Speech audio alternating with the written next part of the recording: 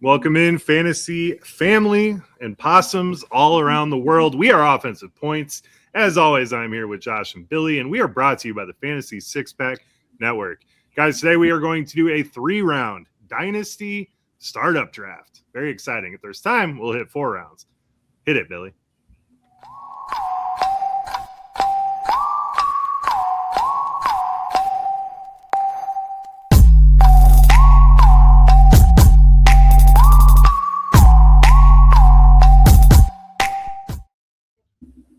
All right. If you guys are like me, I am absolutely pumped for Dynasty Fantasy Football. As soon as I win all of my leagues, which I usually do every year, I am immediately thinking about what I'm going to do with my Dynasty teams. So this is a very fun exercise for me. Josh, Billy, what is up? Yeah, I love how you said if we make it to the 4th round. We are not going to make it to the 4th round. I'd be shocked if we made it through a 3rd round before an hour, but that's just me.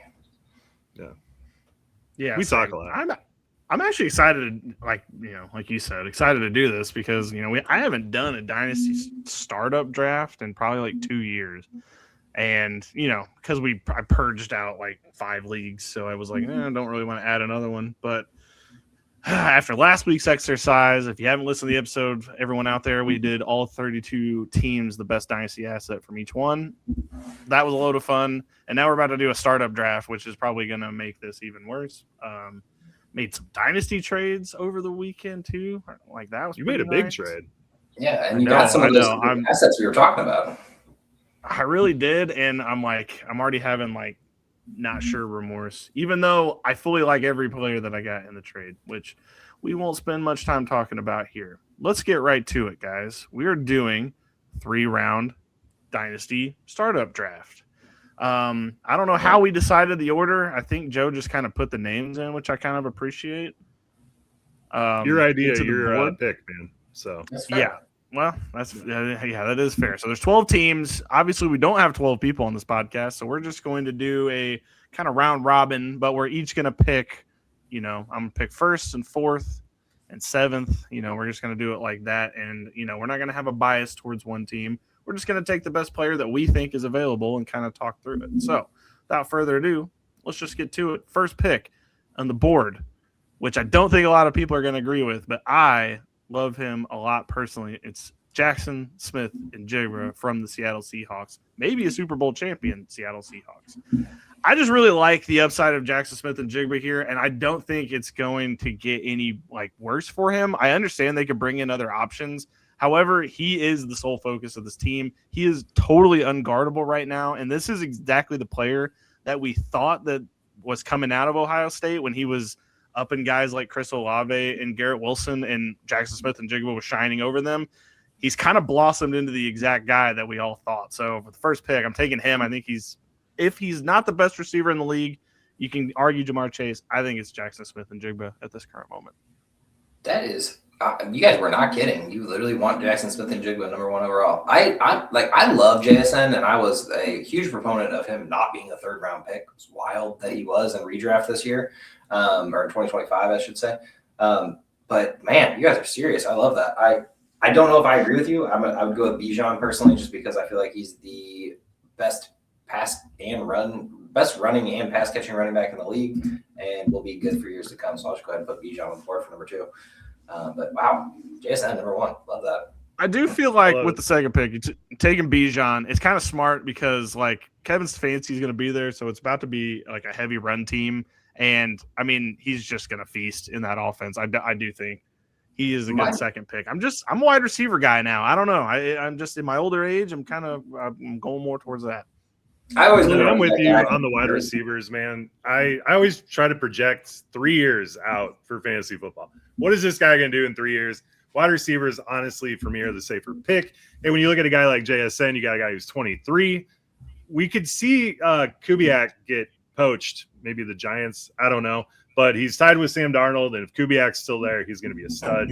And Josh, I do agree with Bijan Robinson. Absolutely stud pick there. We know who Bijan is, and I like the Stefanski edition. I'm going to go with Jamar Chase. I did not expect to have this option here. My only reason keeping Jamar Chase out of number 1 overall is because of the presence of T. Higgins, because Joe Burrow really does like T. Higgins. But Jamar Chase, 25 years old, going into his prime with Joe Burrow as his quarterback, assuming they can stay healthy. I love it. And stay together. My biggest fear with JSN, and I just want to go back to this, not any issue with it, is I just know that they're going to add someone. And if they do what they did when they had DK and Lockett in their primes and go get another JSN, I'm just worried about what that looks like in the future. Like, obviously, Puka was pretty uninterrupted by Devontae Adams joining. That was more of a veteran presence. But if they go get another guy who can do what JSN does, I'm a little worried about it in the future. Like, obviously, he's still a first-round pick. Clearly, I'm not downing on that. But the first is wild to me. Like, I didn't even think that was an option until you guys said that in the passing earlier.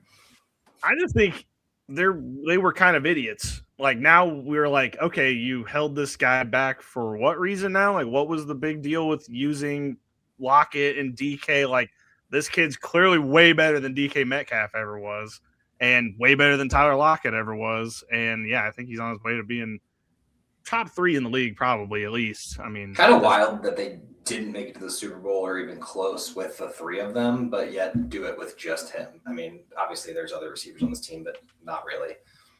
They made very minor changes to this team and made it to a Super Bowl. It makes you think a little bit about other teams that could potentially make a similar leap.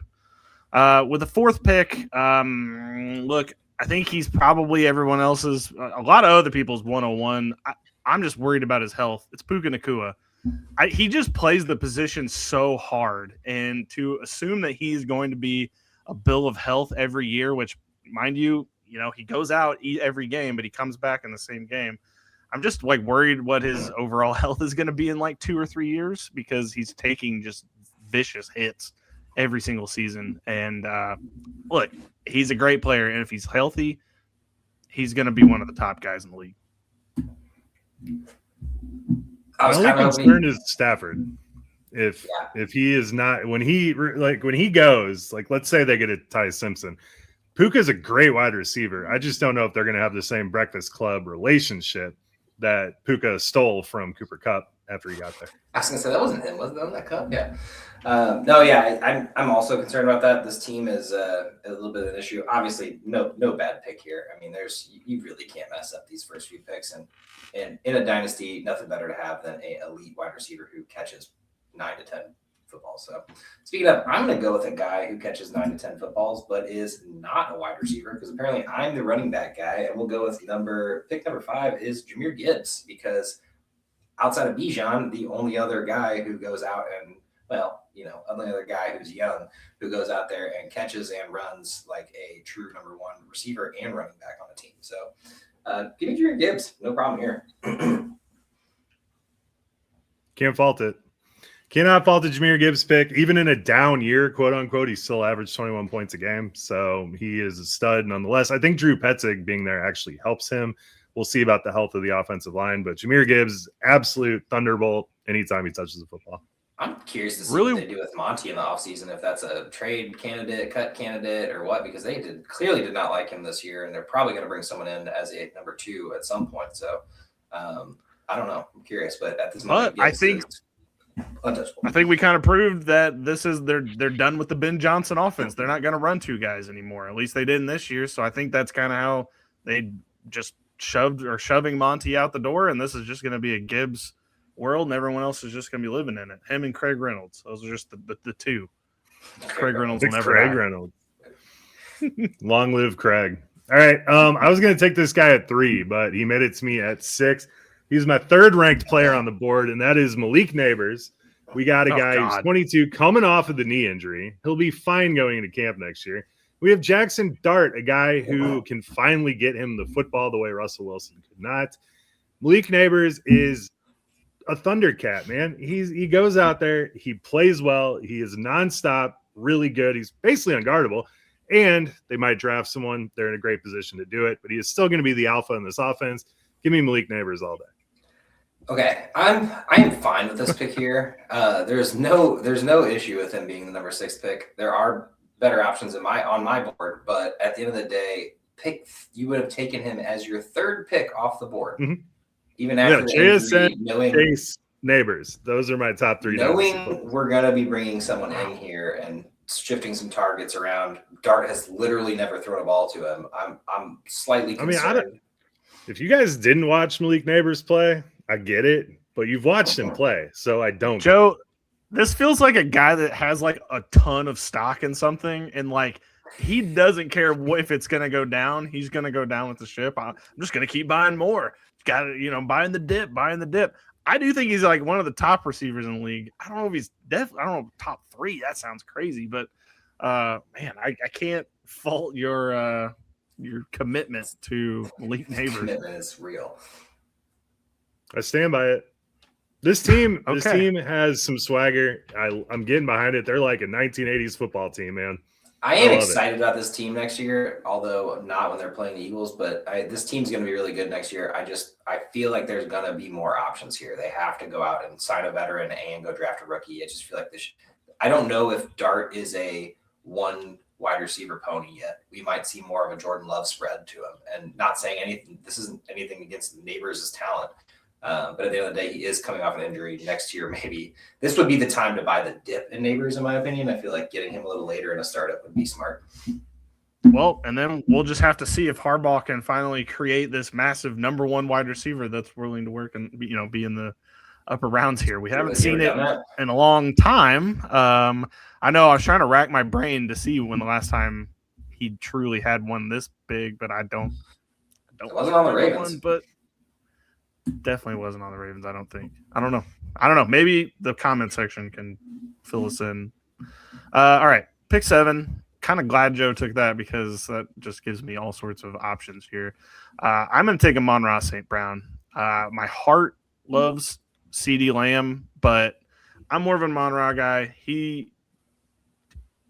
How many targets can he possibly get? Seems like they always introduce a new option in there, and it doesn't matter that Jahmyr Gibbs is there either getting his touches because Amon-Ra is always open, and I don't think they could even upgrade quarterbacks, I think, and it would only help him out in the long run. So my pick is Amon-Ra St. Brown.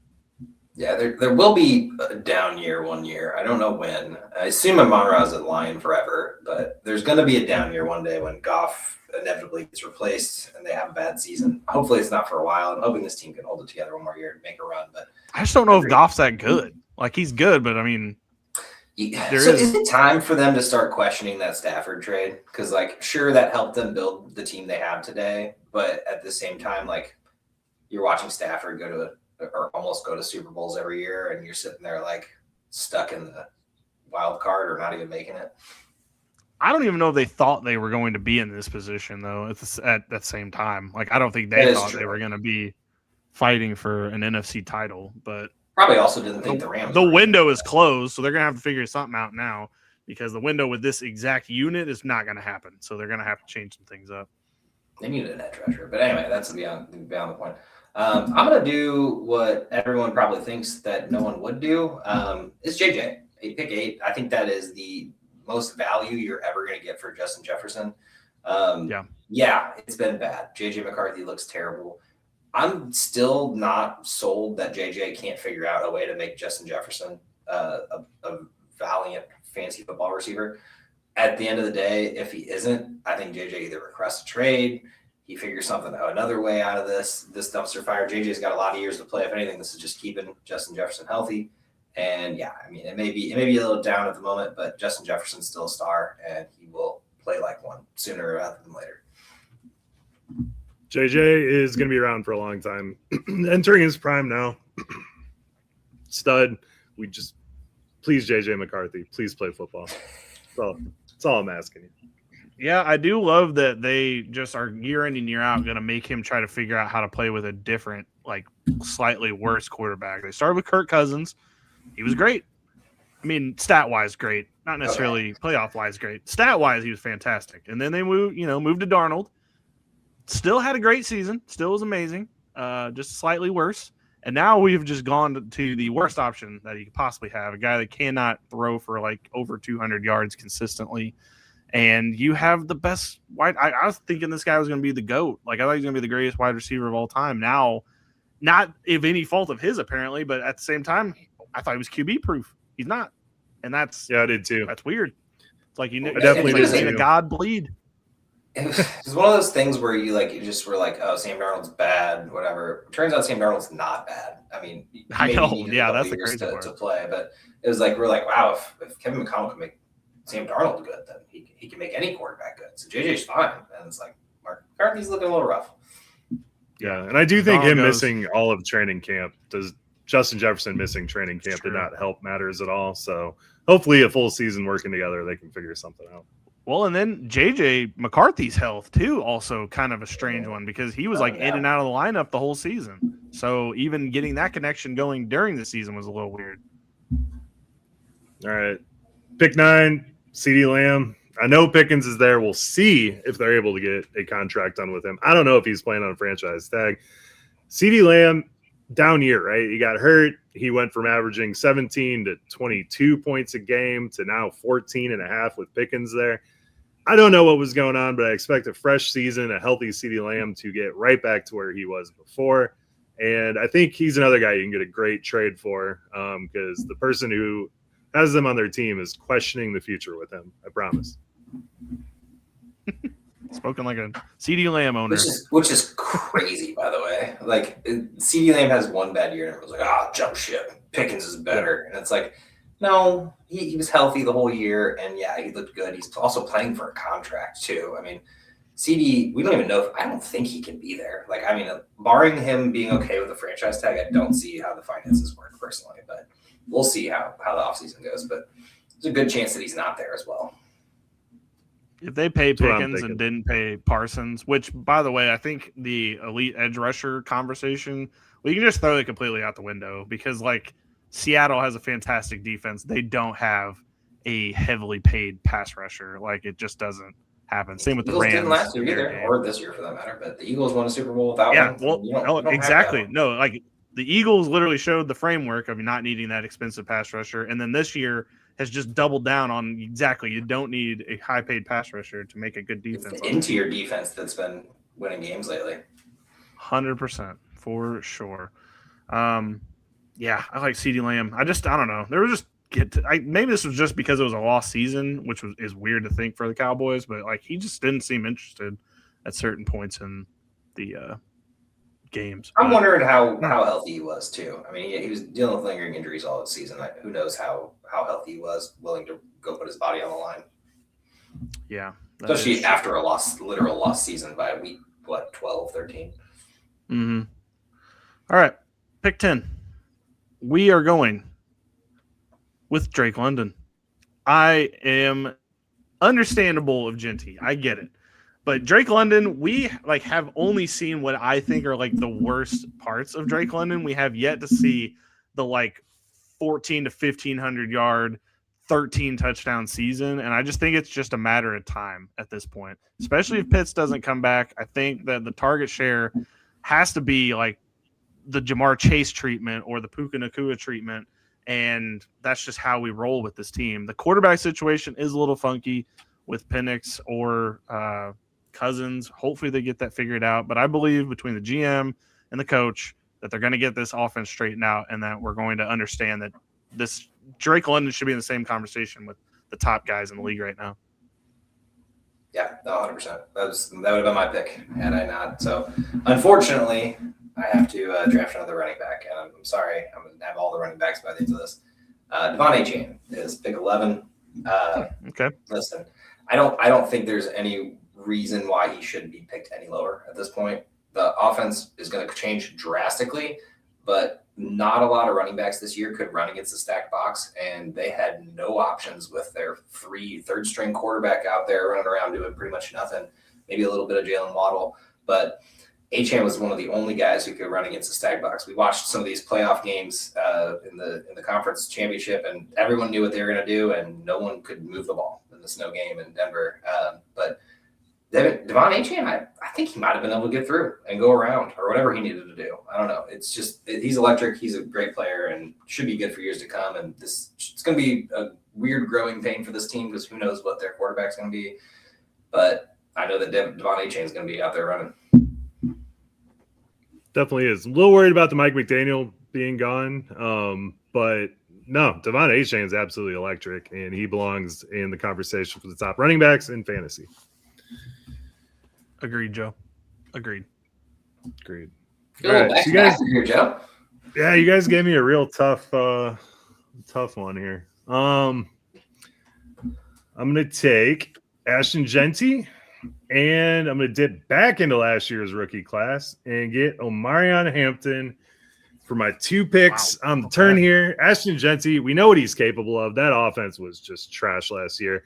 Brighter days are ahead, and he's going to be the anchor while a rookie quarterback or bridge quarterback comes in there and kind of helps this team. So high on Ashton Genty. And then the signing of Mike McDaniels to the Chargers and Omarion Hampton being a first-round pick last year absolutely puts him in the conversation to be one of the best running backs drafted. This offense is going to be really, really fun to watch, and it's going to run through Omarion Hampton. So make trades for Omarion Hampton because this is the day. That is a sexy start to the draft for having a 12th pick. Like if you had 2 sophomores, I guess, going into the next season who both kind of had up and down years. Genty also is going to be better. We're going to have a quarterback. We're going to have a wide receiver, hopefully. This Raiders team is going to be better, and I think Genty is a complete value right now. I know nobody in Dynasty is trading him, but in drafts right now, and I'm probably even in redraft next year, should be a little lower than normal. So pretty excited about that.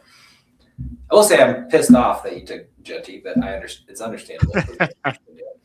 I like the running backs. Yeah, so this is the real tough choice here is for me in the 11th pick coming back around. It's basically, do I go for James Cook or do I go Jonathan Taylor or do I go Jeremiah Love? And what I'm going to do is I'm going to go Jeremiah Love. I'm assuming this landing spot is going to be phenomenal. We go ahead and get 2 young running backs to start this team. Not as young as Joe's, but Devon A. Chan and Jeremiah Love would be a great, solid starting tandem. Bro, I almost took Jeremiah Love instead of Hampton there, but I mean, Jeremiah Love he's every bit on the same page as Bijan. I don't know. Maybe you guys have a different grade on him, but I think he's right there.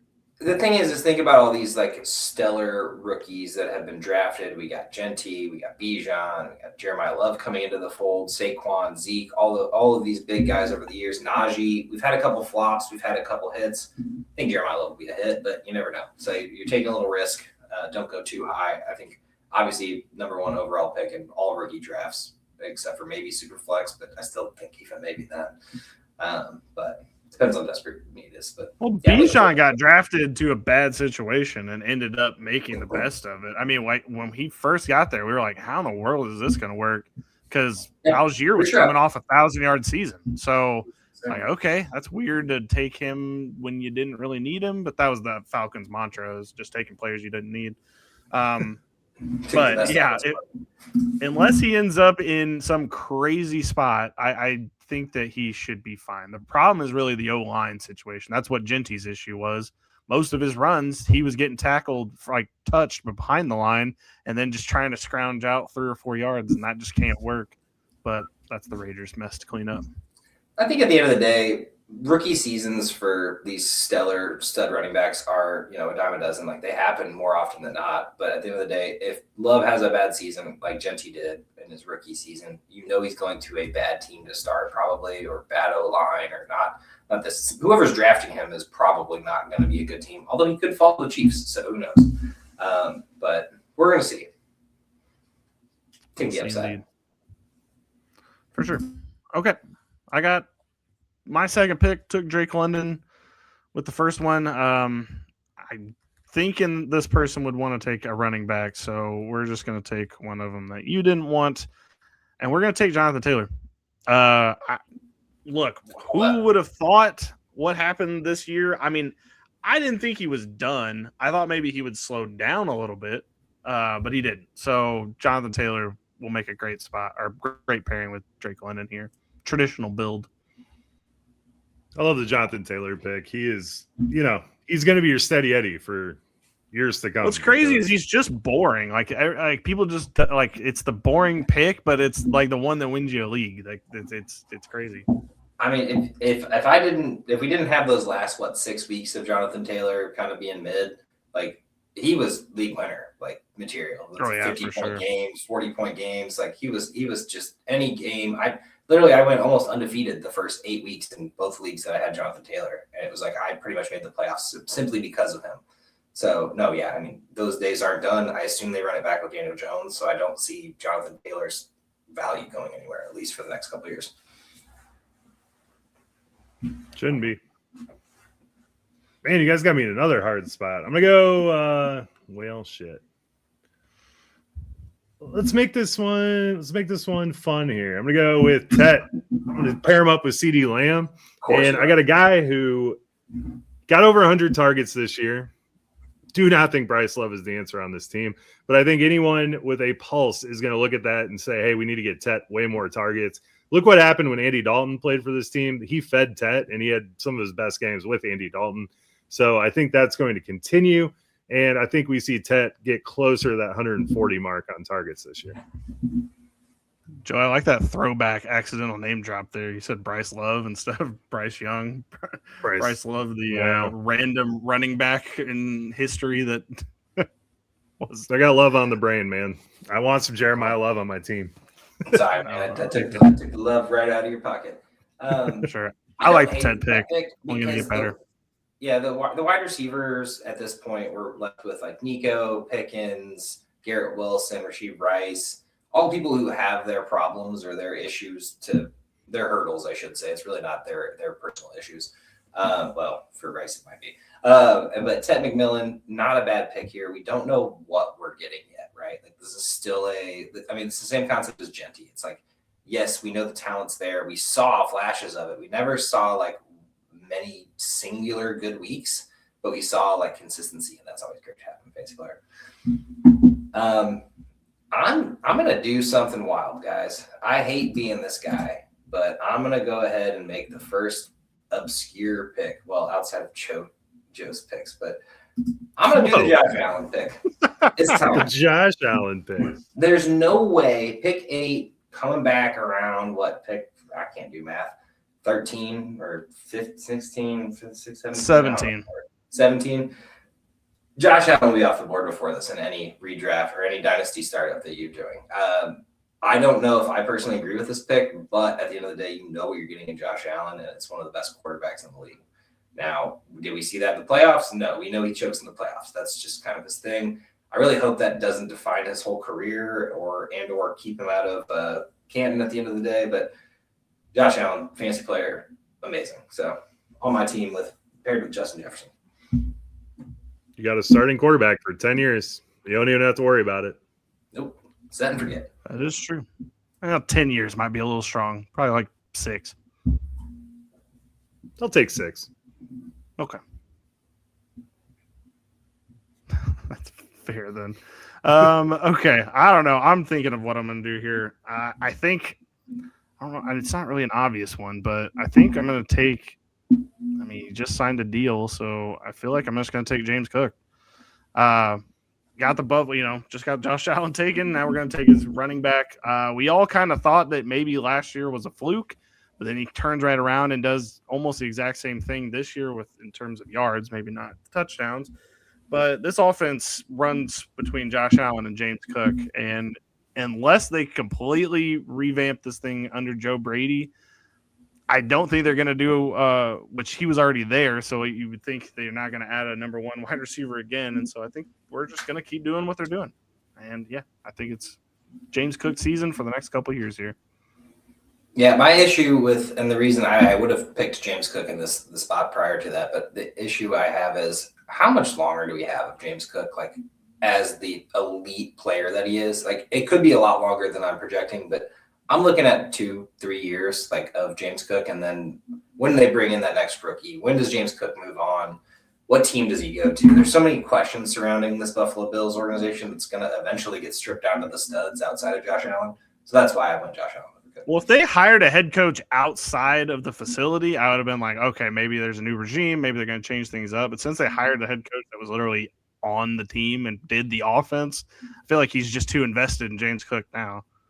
No, I have no issue with James Cook for the time being. I just think of when is this team not winning a championship going to require a full, I don't want to say full rebuild, but a mini rebuild, and when do they bring in their next rookie running back or whatever they do? They like to draft running backs, and it's been a couple of years since Ray Davis, so could be this draft. They do. True. Now, James Cook is a stud, and I've spent 4 years trying to talk myself out of James Cook pretty successfully, and it's been much to my chagrin. But I traded I'm going to go ahead and say another reason to not like James Cook. He's ancient now. Oh, okay. Is he 25? I noticed that you were silent during during 26. Jonathan Taylor about how old the running backs were. Yeah, I but got a Jonathan soft spot for Taylor, Jonathan Taylor. So listen, there's the Derrick Henrys of this world. There are the Adrian Petersons of this world.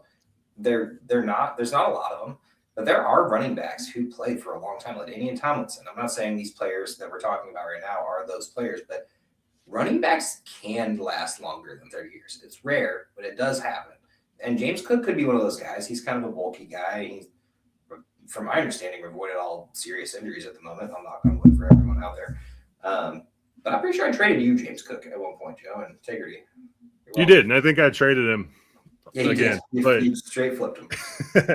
But no, no hate on James Cook. James Cook is awesome. I'm coming up with reasons not to like him because I've done it. No, I get it. I'm the same way. I had him on my team, and I was like, whatever.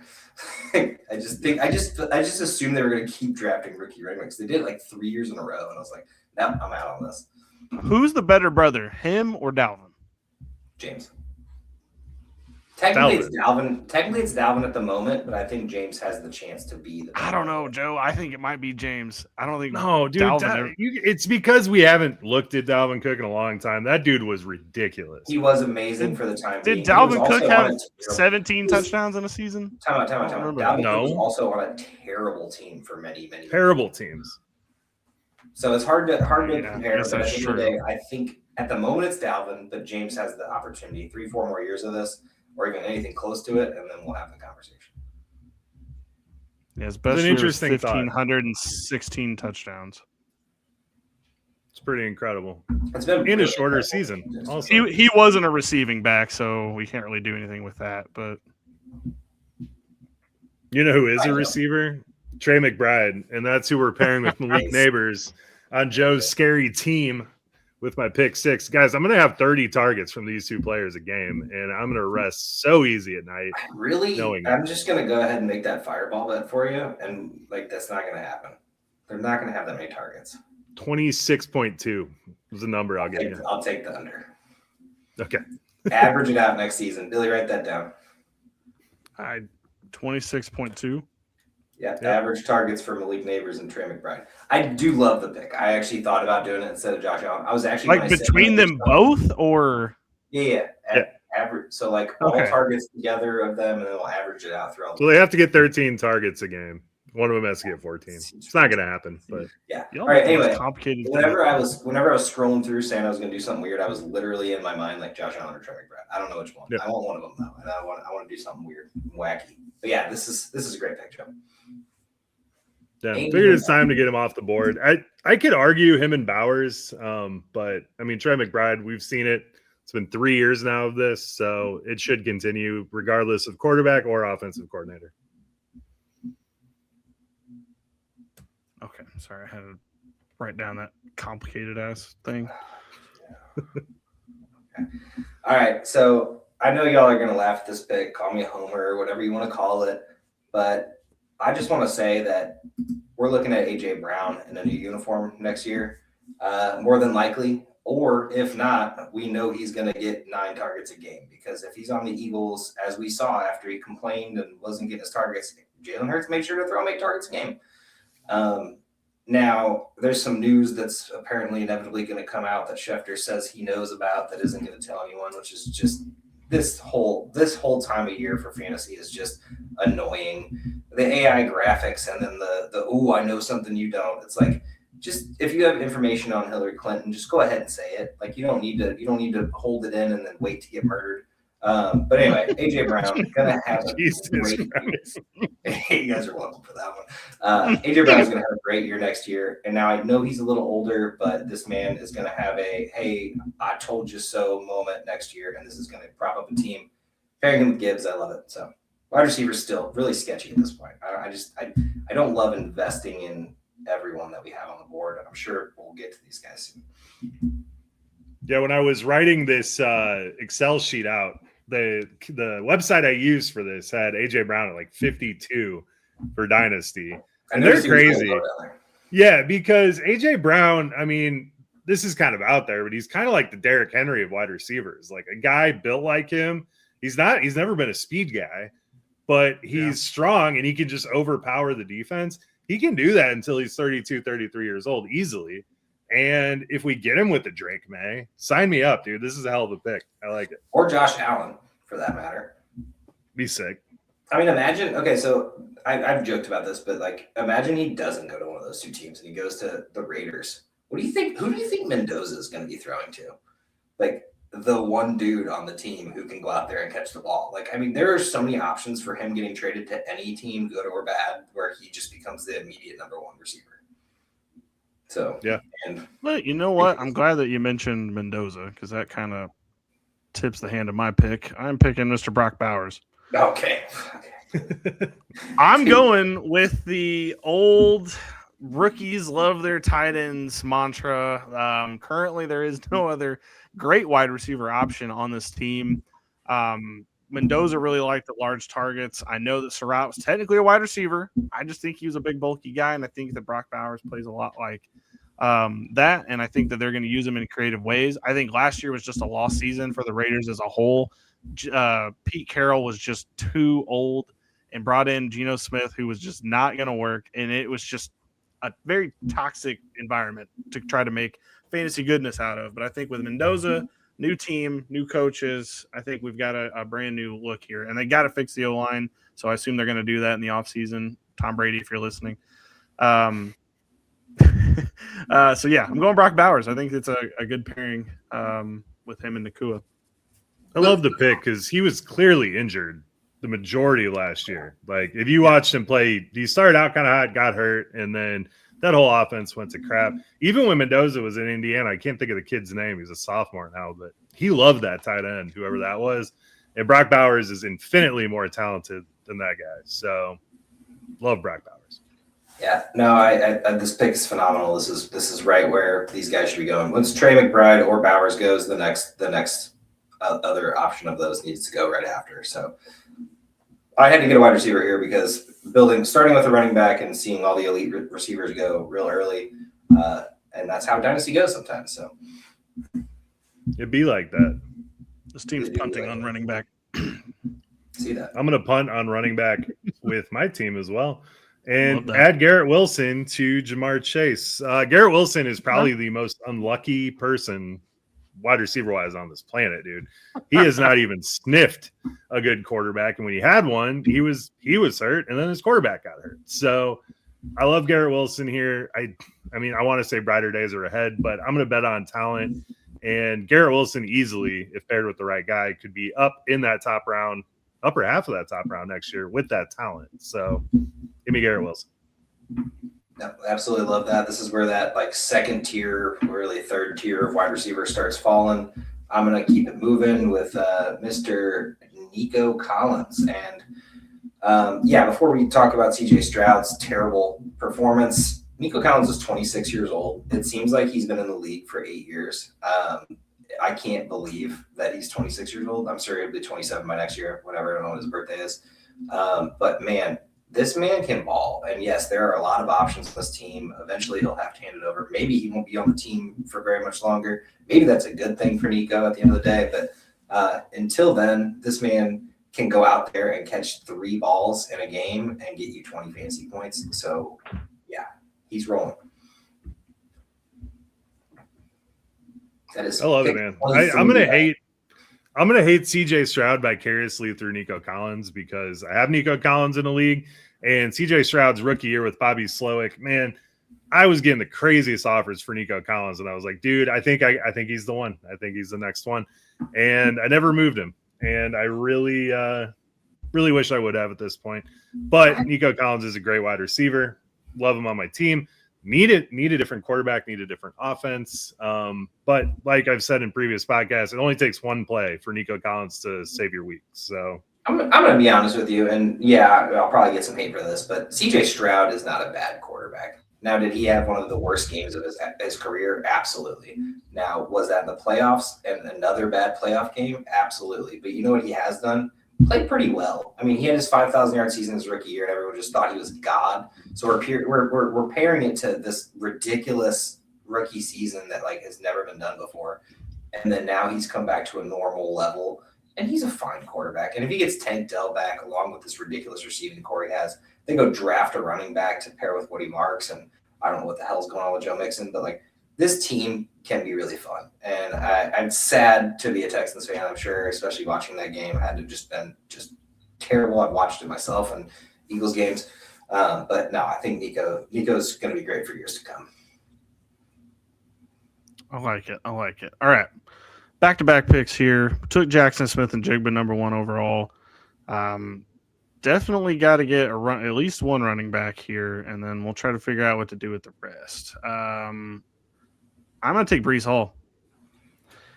And this is purely a speculation pick on him going to a better option than the Jets. He's got, like, any person that goes to the Jets just seems to fade into oblivion.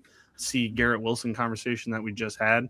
Breece Hall has gotten through it for the most part. And I think that with almost any other team, he could end up being like a top 5 back in the league. However, we've never gotten to fully see it because the Jets are just a dysfunctional mess. So with my first pick, I'm going to take Breece Hall and just kind of hope for the best for him. I mean, even if he stays with the Jets, he's still in a good situation. However, I just feel like it's a disaster of an organization as a whole. So wouldn't wish anybody to take Breece Hall or to be on the Jets. So prayers up to Breece. I think even if he is on the Jets next year, I think he still does good fantasy-wise, and there's better years to come at the end of the day. Like, they're going to get their quarterback of the future 2 years from now. But if they do sign Breece Hall, we get to play him with Arch Manning or whoever it ends up being. So that's true. Second pick, taking another wild card, George Pickens. Wow. We saw what he did with Cowboys this year. And I think that could, if he ends up staying with the Cowboys, I mean, this is going to end up being a great pick because Dak spreads the ball around between him and CD. So we could be in for another 1,200, 1,300 yard season potentially. And if he goes and be the one on a different team and gets paid, let's just say he's Mendoza's guy as the number wide receiver 1 for Las Vegas, I think he could at least get to 1,000 or 1,100 yards and a bunch of tutties. So I think that George Pickens' best days are in front of him. Usually when you leave the Steelers as a wide receiver, it ends up being a disaster. However, I think for him, it's going to be the opposite. I love it, man. I mean, it's a hell of a pick. I love George Pickens here. You're right. It's a bit of a wild card just with the whole attitude thing and teams not seeming to want him. But seems like Cowboys do. Let's see what happens. But there's no denying the talent here. all right, it's time for the team that has Bijan and Nico to get their next pick. And who could have seen it coming? It's Saquon Barkley. You got Bijan, you got Nico, you got youth, and you have a veteran running back who still has some gas left in the tank. There's no doubt in my mind that you go ahead and grab some veterans these days. I mean, people always we're going such youth in this dynasty draft. Christian McCaffrey would have been drafted by now. I hate to say it, but we would have had Christian McCaffrey, Derrick Henry probably drafted at this moment. Saquon Barkley still got some gas in this tank, and he is 28 years old and didn't get injured. The Madden curse did not get him outside of just not being the best in the league. But this team is going to figure out a way to get Saquon Barkley the heavy dosage that they can because they're riding out this contract. I was hoping that you would bring him up because I was looking on Fantasy Pros earlier. Joe, I don't know if you live on Fantasy Pros too. There's 15 running backs ahead of Saquon Barkley in Dynasty right now. It's crazy. 15. RJ Harvey's one of them, by the way. Let's get some of these names. Bucky, Travion Henderson, Chase Brown, Kyron Williams, who, by the way, is in a split backfield now. RJ Harvey, Kenneth Walker, also in a split backfield. Maybe not for the whole thing, but I don't know. Christian McCaffrey, also older than Saquon Barkley and ahead of him in the rankings. You may be going a little too far with the hate on Barkley. I also agree he's 28, and I mean that's basically dead in running back years. But I mean, come on now, I think we might be a little overboard here with the hate. Yeah, and to get him in the third round, already getting your youth rookies and young guys, not to mention still got chances to go draft some younger running backs. I could get RJ Harvey or some of these running backs in the next round if I wanted to. So, yeah, no. Saquon, easy, no-brainer pick. Slip into the third round. I think you bring up a good point here because you still want to win your first year. I mean, at least I do. I mean, I'm not trying to say like, hey, this team's going to be good in 3 years because then I'm just donating money. Saquon Barkley is your RB2 here. Makes so much sense. You got him for at least 3 more years. We'll see what capacity. But I love getting Saquon. You know, Philly is going to be better. They had a Super Bowl hangover. The locker room was a mess. This is a good team, and they're going to get back to being very good. It's a lot. I'm going to follow up the running back pick and go with Quinshawn. This Todd Monken signing, guys, has me so hyped up. It's unreal. We saw what he did with Derrick Henry. We saw those Georgia running backs coming out for a while there. Quinshawn Judkins was on a bad team last year. Brighter days ahead, but this offense is going to run through Quinshawn Judkins. The leg injury is concerning. Should be back for camp. I mean, it's not like he tore any tendons or anything, so should be back and ready to rock. I am so hyped up on Quinshawn Judkins right now. And on a team that I wanted to take Emeka Ibuka on, but 2 question mark wide receivers doesn't work for me. I'm going to go with the stud running back. Third wide receiver would have been hilarious. It's just like, nah, it would have been hilarious. I really kind of thought you might. And honestly, you can pull it off in drafts. I feel like we've actually spread these guys out pretty well. Surprisingly, we don't have a solid build outside. I guess we got some back end people. We'll see how that goes. Yeah. Yeah, Joe, I like the pick. I'm a big Judkins supporter. I'm going to be targeting him in all the redraft this year because I don't think he's still going to get. I think one more cheap year of Judkins. Cheap. I mean, he's probably got like, I don't know. What do you guys think? 4th, 5th round at this point? If he's cleared and able to. So, I mean, like that probably. I think he's going to be like 2nd, 3rd round after this year. So, I think one more year. You know, for a draft or for rankings that, you know, like go with the youth as much as they do and have these, you know, RJ Harvey's above Saquon, McCaffrey, and Jacobs. It's wild to me that Judkins isn't up there as well. Like, he's way down the board. I love that pick, Jeff. Yeah. Thanks, guys. For sure. All right. Well, I took a Puka Nacua and a Brock Bowers, which means obviously I'm going to go running back. And he's one near and dear to Josh's heart. Taking Bucky Irving. I cautiously optimistic with the Zach Robinson signing. What he did for the Bengals all the way back. I know that's thinking back a while. And what he did with the Rams. I do like what he can do with a running back, and I think that he's just going to stick with the one guy, which is what I'm hoping for. And I think Bucky's going to be in for a bounce-back season after whatever mysterious foot back injury he was dealing with this entire season. Next year, clean bill of health. Let's get back to rolling. I love that. Yeah, no, I actually almost picked Bucky over Barkley, and then I was like, what am I doing here? Let's be real. Like, Barkley's the I'm winning now mode, and I got Bijan on my team. I can win now. So, and I'm going to go ahead and just run it back with some I'm gonna win now mode. I got Gibbs and AJ Brown at the moment, and we're going to add a guy that we all know and love, and his name is Chase Brown. Now, I don't know what the future. What? Yeah, you like that? You guys weren't expecting that. Wow. I feel like that should be a fireball shot. Like, who's going to take Chase Brown? You guys wouldn't have believed it. No, this is the time. It's 3rd round. It's 3rd round, and it's a dynasty. We got a guy on his rookie contract still. Now he's gonna be up for an extension. I don't know what the Bengals are gonna be able to offer him is the issue. So I don't know if he can stay on this team, but I think for as of next year, I thought they'd draft another running back.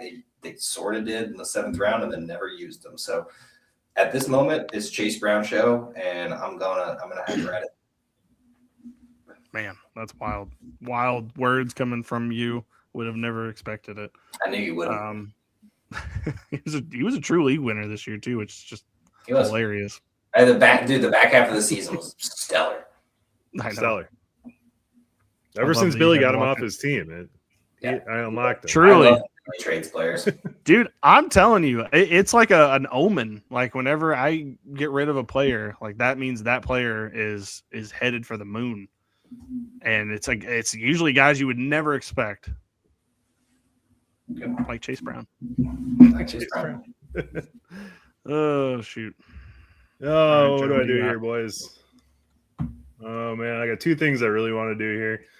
I'm gonna go Ibuka, and Okay. I don't love the second half of that season right there, but Mike Evans, I think he goes ring chasing. I don't think it's with the Buccaneers here. So I think Emeka Ibuka becomes your de facto number one. Chris Godwin, very good player, still has a connection with Baker, but Emeka Ibuka was electric before that hamstring injury. And I think that hamstring injury really screwed him up because they said they're going to put him on IR and he was going to miss, 4 to 6 weeks. And then 2 days later, they're like, well, he's going to try to play through it. I think he should have just gone on IR. I think it was a huge mistake, but I think we're going to get the same guy we saw at the start of the season eventually here. And I think, I'm really excited about Ibuka's future. He's another good buy low target. Don't hate that. No way. The Buccaneers doing crazy shit with their IR. Color me shocked. Can't believe that. It's just more Bucky frustration from last season.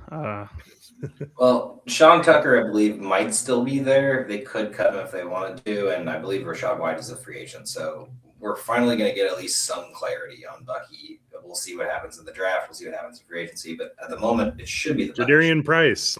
Come on down. Right. Sure. Who knows, man? Why not? They do not want Why to get Bucky. Okay.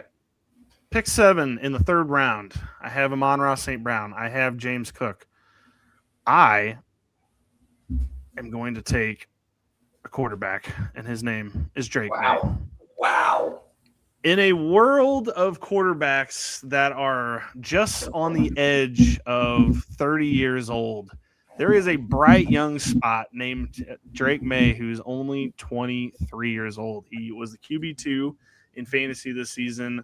I loved that he was using his legs in smart ways, not dumb ones. Jackson Dart needs to learn a thing or two. Drake May last year was making stupid decisions with his legs, and he cleaned it up. This year, we got better stats. So I'm going with Drake May. That's who I think is going to be a running back or a quarterback you can have on your team for 12, 13 years and not worry about it. I'm worried about Drake May. And it's not just because of his because we had the most layup of a schedule that we've ever seen. Oh my God. He's in the Super Bowl. And he he's in the Super Bowl. Looks terrible leading up to the Super Bowl. All the playoffs have been awful for him. So no, I'm not in on Drake May, especially as the second QB off the board. This is Super Bowl hype right here adding into it. Anyway, he was the QB2 in fantasy. What are you talking about? Yes, he was. You're right. Longevity wise, I think that's a mistake. Well, what was he supposed to do? Was he supposed to play like different teams on certain weeks so that he could up his difficulty? I just feel like we're all just leading into the rigged conversation. And I feel like Josh Allen also played the same division schedule that he played. I mean, he had to play some hard. No, he played the Eagles. He played, I believe, the Ravens, the Chiefs. He actually played real teams. Yeah, anyway. He played the Ravens. How good was he in that game? I forgot. I don't remember. He had like 56 points. Drake May? No, I'm saying Josh Allen did. He played similar schedules. All I'm saying. Okay. Anyway, I'm with you, Billy. I'm going to come to your support here. Drake May looks awesome. I understand the schedule is bad, but I also understand he's probably getting a number one wide receiver next year. So kind of evens it out. The fact that he does use his legs is awesome. Drake May. It's Drake May. Yeah, you gotta say Drake May. Yeah, anyway, I think he belongs in the discussion for the second quarterback. I mean, what we've seen from Lamar, Burrow, any of those guys is kind of sketchy. Definitely. So, yeah. They're not going to get less hurt. That's the thing. As soon as they get that 3 in front of their age, like they're all about to get here, we're not getting less hurt. I don't know what that means. All right, so I got Justin Jefferson and Josh Allen. I'm in a bit of a pickle because the running back situation is not great. Now I could go with some of these rookies who have yet to prove themselves. Travion Henderson, RJ Harvey. I'm not going to do that. So I'm just going to punt on running back, and we're going to go with wide receiver, and we're going to go with a slight question mark, but a slight bright spot, and that is Chris Olave. Now, yeah, the concussions scare the shit out of me, but at the end of the day, what he's got going with Shuck right now, pretty amazing, and might get better if we get a better quarterback in there. And at the moment, played a fully healthy season, played great. I mean, say fully healthy, no concussions. Yeah, so JJ, Chris Olave, and Josh Allen to start this league or this draft. I love the Chris Olave pick. We didn't think that he was going to do it with Rattler or Shuck, and he did it. And he's back, and he's a wide receiver 1, and we should not doubt that anymore. Now they will add someone, 100%, but at the moment, he's number 1 dude. Number 1 dude. All right, I got CeeDee Lamb and Ted McMillan. This is a big play team. This is going to be a team that doesn't go undefeated, but it's going to sneak in the playoffs and can explode every week. And to that, I'm going to go with a little bit of a homer pick, but a lovely pick. And I'm going to get the third tight end off the board with Colson Loveland. That connection that he has with Caleb Williams is out of this world, and people need to start waking up and recognizing this. It really came together. They started taking Cole Kmet into more of a blocking role and kind of diminishing his receiving role in this offense, and Colson Loveland took off. This dude was a top 10 pick. There's a reason they picked him, and yeah, give me Colson Loveland all day. Now, I have no argument against your pick. I think it's phenomenal. A bit of a homer pick, but at the end of the day, it's time to get those tight ends off the board, especially a rookie coming into a sophomore season tight end. But I do want to talk about this lack of young tight end core that we have below the Brock Bowers, Trey McBride, Colson Loveland. Tyler Warren, obviously same class as Loveland, but we have Sam Laporta, who's obviously had an injured season, Tucker Kraft, who's on his way up, Kyle Pitts, who looks amazing, might be one of the best tight ends in the league, if not the best, if we get him on a team that has a quarterback. And then we got Fannin coming in, we got Kincaid, maybe we cut the line there.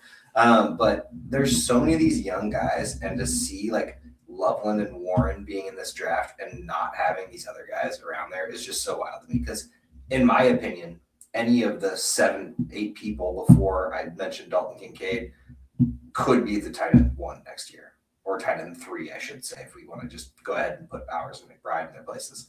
But nothing against Loveland. Loveland could easily be number 3, but it's just wild how Loveland and Warren just vaulted these guys who also had great years.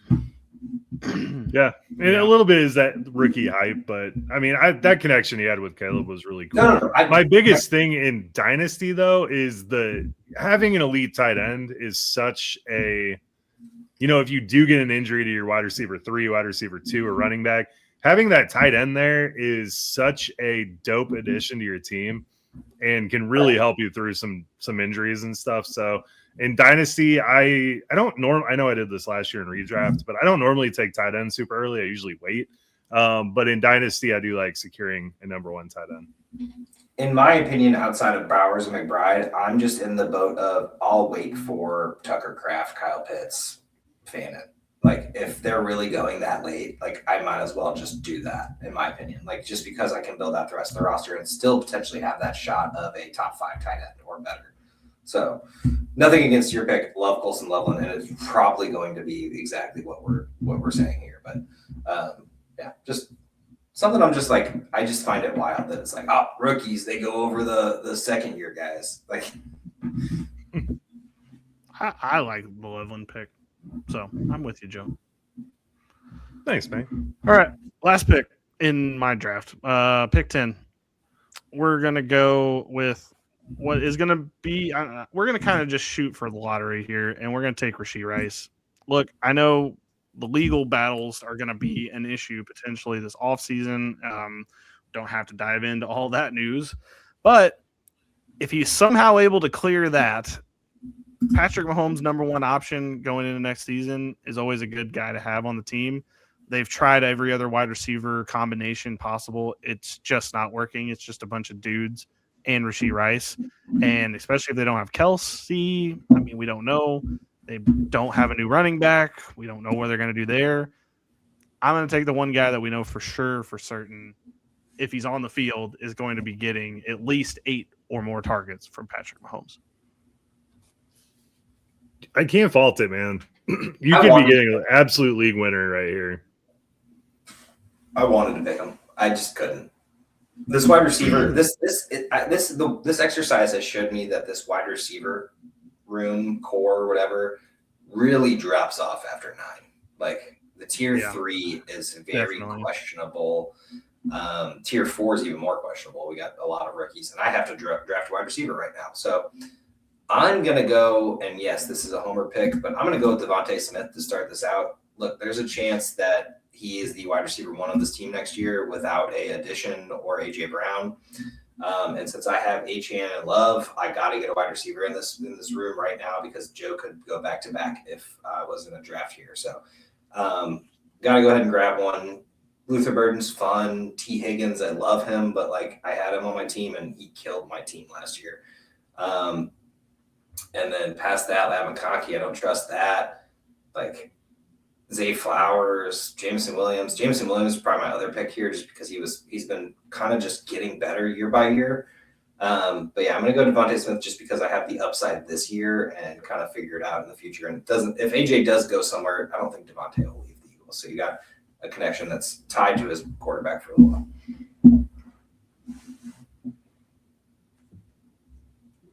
Devontae Smith is good, man. He's good. You should make a shirt. He's such a good dude, too. I actually just read this story about his wife or fiance. I don't know if they're married or not, but he was literally about to play in a game. It was like 2 hours before the game, and some person like messaged them on something like, "Hey, my mom's in the hospital and really loves Devontae Smith." And I watched this like heartwarming video of her driving over Devontae Smith's signed jersey to her, and she was like hugging it in her hospital bed. And I was like, Jesus Christ, like what a nice lady. And Devontae's always so nice. Could he have said shit all year? Absolutely, but he didn't. He kept his mouth shut and goes, you know what, I'm playing football. He's got a great storied career, college and pro. So yeah, Heisman winner. Yeah. Go finish out the draft. Right. So I'm gonna pick 2 picks because you guys gave me the floor, and I just want to show how I would handle this situation right here. I have 2 young running backs, 2 hopefully stud running backs, get me through the future. So my first pick here is gonna be Marvin Harrison. They're getting a new offensive coordinator, new everything. They're going to be able to use Marvin Harrison Jr. We know who this dude is coming out. He didn't just stop being good at football. This Kyler Murray, Jacoby Brissett nonsense. We might get Brissett next year, but it'll be a totally new offense, and they're going to feature this guy eventually. And I really want to see it. And just so we can get some fun stuff out there, this team, even with Marvin Harrison, does not have a number 1 wide receiver. So if I was drafting from this spot, I would take Jordan Tyson here because I think he is going to be a top pick in the NFL draft. I have watched a decent amount of tape, not enough to really get a grade between the two, but I do like him just from the eyeball test more than I like Carnell Tate, and I think the NFL offense will like him too. He has the opportunity to be a true number 1 wide receiver for this team, and I will take that shot 100 times out of 100 times to try to secure that. Probably won't go this early till the draft, but depending on the landing spot, he could. That is a sexy start to a draft, though. All youth, no age, like 21-year-olds. They just got their license to go to the bar. I like the team, man, honestly. Great picks. I like it a lot. Jordan Tyson was banged up a lot this year, but I think he has some Malik Neighbors in him, Joe. So I feel like you're going to gravitate towards him in drafts because you're stocking Malik Neighbors. Him, Ted, Neighbors, they're all the athletic freaks. The only reason I didn't bring Tyson, Tate, or Lemon into this is because we have no idea what they're walking into. Like a running back, it's like Jeremiah Love, you're like, yeah, we know he's going to be elite. He's going to get drafted to a team that's going to use him as elite. We could see another Mika Egbuka draft pick to a team with 2 wide receivers already. Or, like I said earlier in the draft or conversation was, what if he goes to Seattle? Like, you know what I mean? Like, now I'm not saying Tyson's probably not going there, but like, what if one of these elite guys goes to a team that already has an elite receiver? Like, that's what I'm worried about. No, love the pick there, man. For the Bucks, we don't know what Jalen McMillan looks like. You know what? He could be the dude. He could be the second dude. Dude, that's not a bad guy to float some trades out for. Yeah, Jalen McMillan. Yeah. I'm never gonna forgive myself for betting on him, and then he has a neck injury, and they drafted Mika Ibuka, and it's like, yeah, that was a little early, personally, but I real bad. We got to do our fireball pod one of these days and just. I thought there was no way they were going to draft a wide receiver. My mouth was completely. And there will be one or two of those in the first round next year, I'm sure. Like, we'll have that conversation again. We're like, what? All right. So, Travion Henderson was a guy that I wanted to pick a couple times there because I do believe in the talent. I don't know what the hell Vrabel has against rookies. He clearly looks better than Ramondre. What do you guys think of him realistically? So realistically, Ramondre looked better. Like, as much as I love to say Travion's a good running back, in the playoffs and in the recent games, Ramondre's just looked better. Henderson gets stuffed at the yard line. Now, do I think they're using him incorrectly? Probably. But at the end of the day, like, it just didn't – he didn't do it. Like, they both got their cracks, and Ramondre was doing it, and Henderson wasn't. At the end of the game, like, nobody could do anything. But I think they needed both guys the whole season. So I feel like this is just going to have to be a symbiotic relationship between the two just for as long as they're willing to do this. I wonder – I can't remember how long Vrabel was there, but remember when he had DeMarco Murray and Derrick Henry when they were both on the Titans? They couldn't only figure use it out. DeMarco Murray? For some reason only used DeMarco Murray. Maybe that's the situation. I don't know. But I feel like they need both the guys. Ramondre's done some good things at times, and his pass blocking, especially in that game, was incredible in the snow game over the weekend. Like that, his pass blocking alone kept him on the field. Yeah. My pick 8 team and Joe's pick 9 team would totally get Travion as one of our next picks. Like, it's going to happen. I feel like no one wanted to make that move because of that split and the like obvious Ramondre over Henderson situation. So now it's coming because like now we have the running backs who are a little bit more questionable or veteran, like Josh Jacobs and McCaffrey weren't drafted in this draft. Like, they're coming up next too. Like, I almost drafted him over Olave and one of them, but I was just like, at pick 10, I would have taken Ken Walker. If we were doing another round, I would have taken Ken Walker just because we don't know how good Charbonnet is going to be when he gets back. I mean, we know how long these injuries take to get back to 100%. We just watch it too much, and if they don't sign Ken Walker back, that's going to seem dumb, especially after they made the Super Bowl run with him being as amazing he was in this last round against the Rams. Insane these last 2 games. If he goes like somewhere like the Chiefs, I mean, there's only upside with Ken Walker. So I agree with you. In a startup draft right now, I would be definitely investing in Kenneth Walker. All right. For sure. Picks aside, obviously Billy might like his first pick the best, but picks aside, what would be your favorite of your 4 draft slots that you have here? Like of your teams that you have built right now? I'll go ahead and start. Mine is definitely the number 2 pick. Obviously, starting with Bijan's really great, but having Bijan, Nico, and Saquon to start a draft seems like a no-brainer. Like, I'm competing this year. This is going to be fun for the future. I kind of have a little bit of both worlds. Truthfully, I'm between the 7 and the 10 team, which is Amon-Ra, James Cook, Drake May in the 7th slot, and then the 10th one being Drake London, Jonathan Taylor, Rashee Rice, and then taking another running back on that turn. I don't know if I want one of the early picks this year. Like, I do love having a Jackson Smith-Njigba, Bijan, Jamar Chase, Puka. Like, those would be awesome to have as the shiny objects. But the second person that you're getting on your team, and even the third, there's a little variance there that I don't know if I love it as much as like the consistency of all of the teams that are on the like pick 8 and later, pick 7. And Let's later. go ahead and talk about the drop off. The drop off is the 14th or 15th pick, and then you're looking at the quarterback, tight end slots, the RB2 wide receiver. I say there's still RB1s, but like we got James Cook, Ted McMillan. I put AJ Brown. We got the tight ends. I think it's right after Trey McBride. Like, I love AJ Brown, and if he ends up with the Patriots, obviously it would be after him. But like anything after AJ Brown in this current one, that's like all the like where I wouldn't want to live. Or Bowers. Picking wise. Yeah, I feel like what you really want in this draft is just because there's like, or just any draft in general is like there's a solid top 8 players that like I'll take any of. Like I take JJ, I'll take CeeDee Lamb, I'll take Neighbors. Like, I'm good with getting that instead of it'd be great to have Puka, Chase, yada yada, Bijan, Gibbs.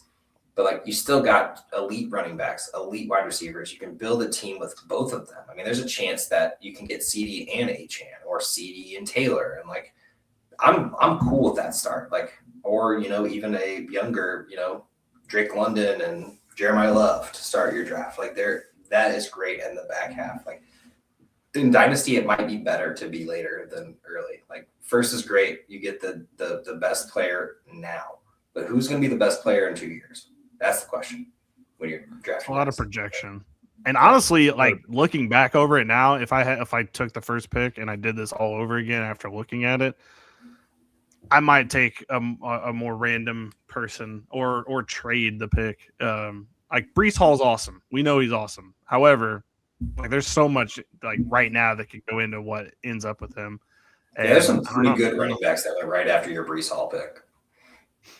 It did. I don't think they're. I love Breece Hall. I'm a Breece Hall stan. Just after the last. I think all of those guys are in the same bucket. Like the Breece Hall, Barkley, Judkins, Irving. Brown. Well, Hall still got some years under his belt because he hasn't really like been able to play because the team's crazy. He's only 24. I feel like Breece Hall's been in the league for 30 years, and like we should be rounding a corner here, but he's only 24, which is 24. There was a couple guys where I was shocked at their ages, like Nico, 26.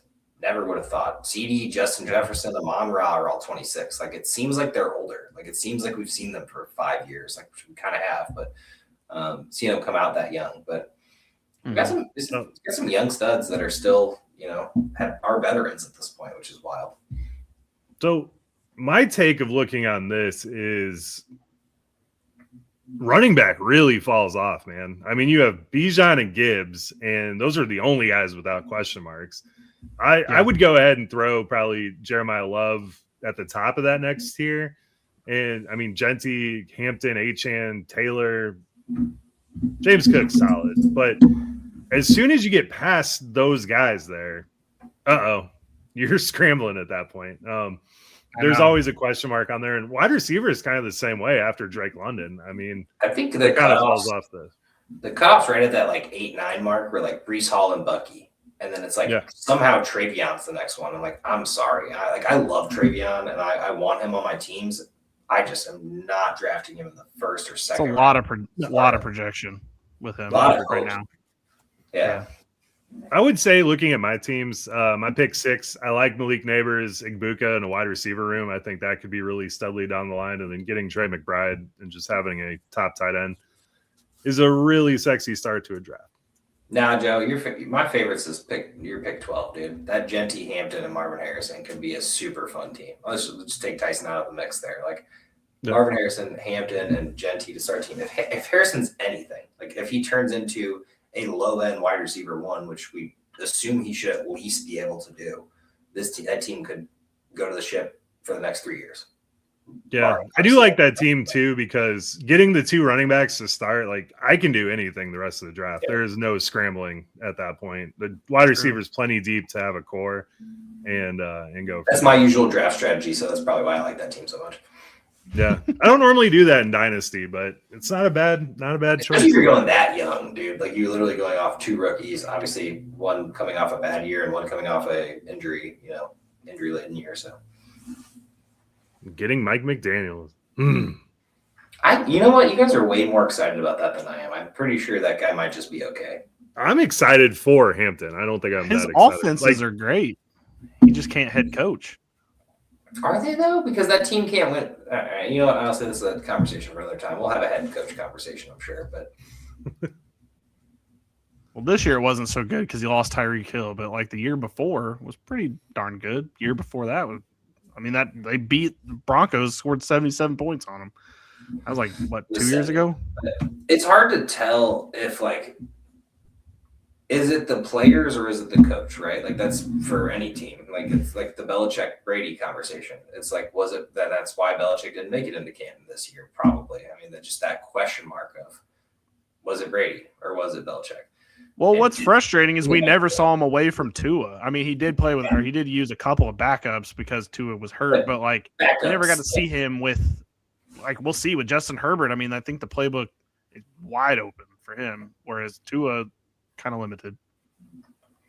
I don't know. I'm speaking just from a fan's perspective. I just watching Mike McDaniel as like, I'm sitting there like, yeah, you're running the ball. Like that's your MO. Like you're just basically mini Kyle Shanahan. I just don't know if it's truly his talent. That is what it is. It's just mini Kyle Shanahan. How is it? Well, I was gonna say like, how is it him? Because he has really good players. Like, and I think that Miami's roster outside of Tua is better than Los Angeles Chargers offensively.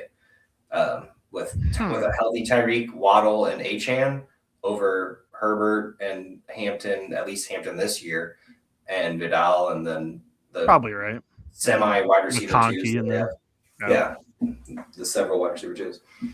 McConkey could be solid because they like throwing that middle of the field thing. Yeah. So those wide receivers don't make it. He'll be fine because you also he's not the head coach, right? Like he's the offensive coordinator. Like the head coach can inevitably say, "Hey, no, we're not doing that," or "I'm taking over," or whatever it needs to be. And it's Harbaugh too, so like he's no nonsense. So not doing any of this goofy stuff. I'm still excited about the Chargers, but I think you guys are. I think we need to temper expectations a bit. Like I don't know how much this changes, honestly.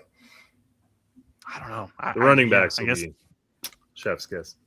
I think the wide receivers too. Well, outside of Hampton, he's the only one drafted in this 3 rounds, so clearly don't like him that much. So there's a guy here that when I was typing these names out, Luther Burden is currently ranked on his site as the 32nd ranked player in Dynasty, and you could make the argument. I'm seeing a lot of people that are projecting DJ Moore to be gone and Luther Burden to be the number 1 wide receiver for the Bears next year. I don't quite see that happening. But when you're looking at these rankings, I mean, you're in drafts. If you want Burden, you're going to have to invest early in him because people are very excited about Luther Burden. I don't know how I feel about it that high. I'd be more comfortable in the 5th round with Luther. Well, let's talk about Rome Odunze being 10 underneath him. Like, I mean, and he had 5 good games and nothing after that. So, and yes, there were some injuries, but at the end of the day, like, unless we're just going off of just projections off of DJ Moore leaving, I'm like, I don't know who it's going to be. It could just be like Loveland could be like tight end 1 on the year and be better than all the wide receivers on the team, like pass them in all stat categories. It could be Luther Burden, who didn't have much of a playbook options. So hard to draft Luther Burden that early in a dynasty draft startup, that is. Yeah, I saw that and I was like, I'm surprised you didn't draft him. I thought you were going to do it multiple times. I want Luther. When you said Loveland, or when you said this is a homer pick, I was like, is it Loveland or is it? No, I want Burden bad in the league. I don't have him anywhere, but no, Colson Loveland, I'm so excited for him. I think. Yeah. And he was free. I mean, I say free. It was early second, like mid second in some drafts. Like Loveland and Warren, for that matter, were both free. Like wild looking back on it. Like, and it's funny because they already have Sadiq as like the top 5 option in this league or this draft, rookie draft. To be fair, like honestly, like if Sadiq falls in the right spot in a draft, I'm going to draft him just because of what we've seen with this trend of tight ends being elite their rookie years. Like who would have thought? Like this used to be a 2-3 year game waiting for someone to play. 5 years, man. Shit, look at McBride. We were like, what is going on? He's not, and then he exploded, and it was awesome. Crazy. Joe, when it comes to your Bears, by the way, with Ben Johnson, do you think that it was like some research and development with the playbook this year a little bit, and that next year it's going to be a more straightforward, like we're going to know who's good and who's not? No. I think Caleb's kind of like like your Jordan Love and other guys that's just we're going to throw it to who's open. He's gotten a lot better at going through his progressions. Playground ball. Yeah, I mean, dude, those plays break down, and that's where he thrives. So I think we're going to see a lot of headaches going forward. Now, the one thing I will say is Rome Odunze was another guy who had an awesome start to the season that got hurt, and I don't think he was ever fully healthy after that. We saw him drop a lot of footballs. I don't know. I think Rome Odunze is going to have a brighter year next year, kind of build off what we saw this year. But it's interesting with all these weapons, man. I don't really know who it's going to be. That's why I'm super high on Loveland because he seems to be the consistent one. Yeah. Well, and not to mention just continually ramping up through the postseason. Like he's coming off of a high of like he's the dude on the team right now. So yeah. Also, Burden and Loveland really didn't get any playing time to start the season. I mean, they were out there, but they weren't featured heavily. And then we started to see them both. Adunze was playing. Burden was not. They literally did not. I said Burden and Loveland. Oh, I'm sorry. I thought you said Adunze. My bad. So I think they just brought those two guys along slowly and then kind of let them go out there and play, and we saw good things. So I don't know what this offense looks like next year. It'd be fun. The fact that Ben Johnson could bring this team to a almost conference championship to start the season or start his career in the Bears he's going to be a lot of free drinks around town. I'll just say that. Yeah, especially in Chicago. Get some Malort, Ben Johnson. It's gonna be fun. They're probably gonna be the favorites in the division going into next season. I don't see how it would be the Packers or the Vikings.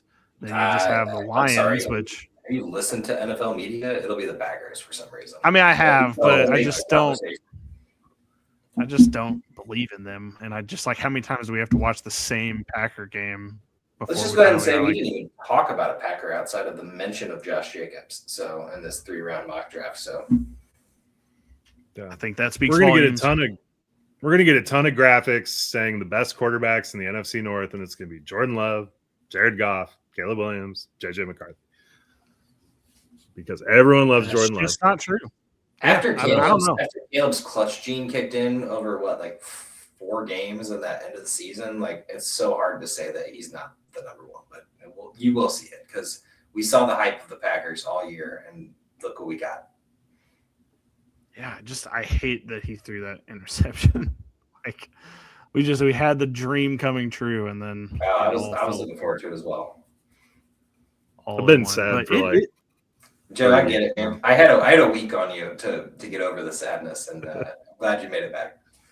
I made it back. That was the coolest season I've ever seen as a Bears fan. So I mean, 2018 was cool, 2006 was cool, 2010 was cool, but this was the best. Was 2018's ending cool though? Fuck you, Josh. Sorry. They brought it up on the broadcast, and I go, doink, doink. So a couple other teams that we didn't have a single player drafted from, Christian McCaffrey wasn't, so the San Francisco 49ers were completely out, and then the Ravens also completely out. Yeah, but there's nobody from either of those teams, right?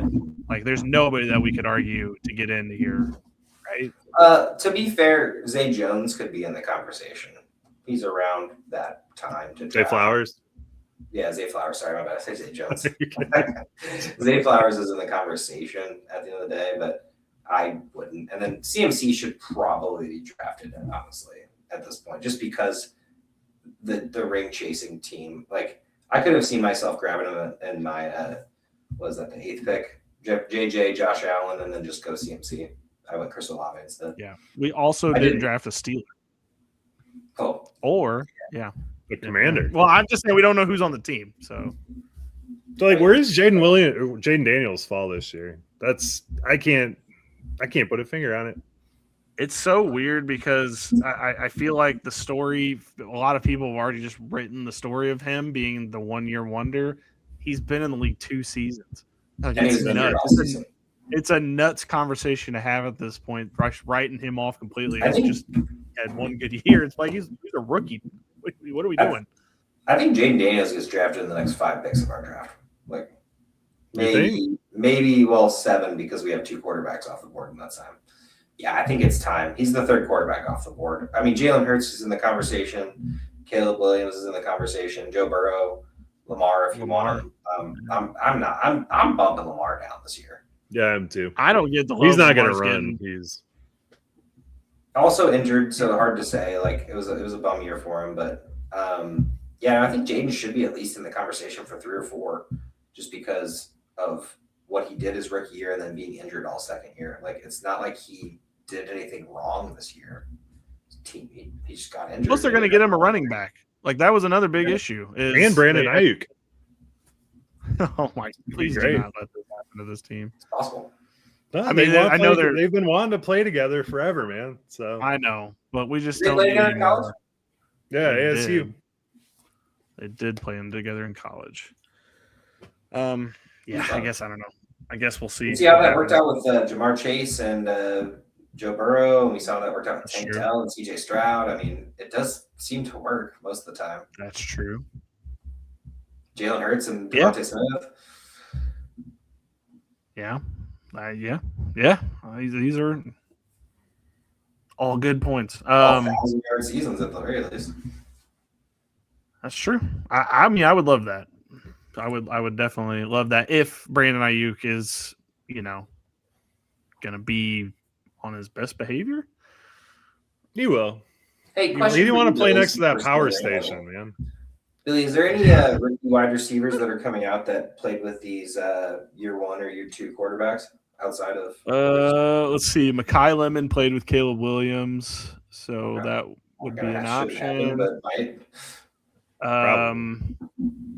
What Dart? Did Dart have anyone at? Was it Ole Miss? It was Trey Harris. It was Trey Harris. Okay. No, not in this draft. I'm trying to think who else. Jordan Tyson, no. And then Carnell Tate, no. I don't think Carnell Tate was there when Stroud was there. So, is there any Auburn guys for Bo Nix to get? No, even though he graduated from Oregon, so he's already playing with his. He was. That's where he started his career, and then he transferred to Oregon. What about Cam Moore? Troy Franklin technically is there. No, Cam Moore doesn't have any wide receivers. Okay. So, he technically does. He has that guy that's on the practice squad. I forgot his name. He was undrafted, but he did play with him in Miami. Restrepo. There you go, Joe. Yeah, he played with him. So technically, it's only Caleb Williams and Mekhi Lemon are the only possibilities. I don't know if you want your Bears take Mekhi Lemon. Tune in 3 months. That'd be fun. Honestly, I would love for Caleb Williams to be reconnected with Marvin Mims somehow because I love that connection at Oklahoma. They were big time there. One of the best throws of ever Marvin seen. Mims is probably going to get cut for as much as they hate him on that team. It seems like it. So it would be awesome if he could end up in a Bears uniform somehow, some way. He seemed like he was the main guy in that last playoff game, but who knows? Maybe they're just like, hey, throw to the fastest guy. They threw that 52-yarder, and then Jarrett Stidham decided to play like the worst game ever after that. The double hand throws were just hysterical. I mean, they're terrifying, but like he did it twice, and I know it was because he didn't want to get the ball ripped out from him, but it just looked so goofy, like a little kid playing on the playground that doesn't know how to throw a ball yet. Like, yeah, I like how Rex Ryan got on TV the next day and was like, "That kid's gonna be a career backup forever," and it's like, no shit, Captain Obvious. He's been a career backup for like 10 years now, 5 years now. It seems weird to say, but whatever. It's such an unnecessary thing to say about him, but I don't know. Alas, here we are. All right. There's your 3-round mock. Man, I can't not believe that we did it, but we sure did. Actually did a pretty good time. Just bullshit for that. I know. We actually kind of blew through the picks. I thought it was gonna end up taking a lot longer than it did, but we kind of kept a good pace, which is just weird for this podcast. Wish we could do this during team previews. Somehow those get away from us at points. All right. On the schedule for next week is, I think we're off. Yeah, we're off next week. So, Podcast audience out there, it's Super Bowl week. Listen, we learned this like the first year we did this.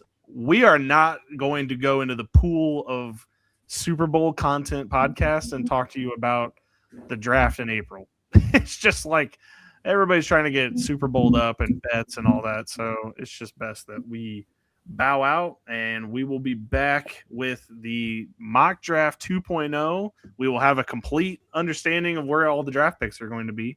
So we will have a complete draft order to come back to. So in 2 weeks from now, we will be back. So, Joe, get us out of here. Good night.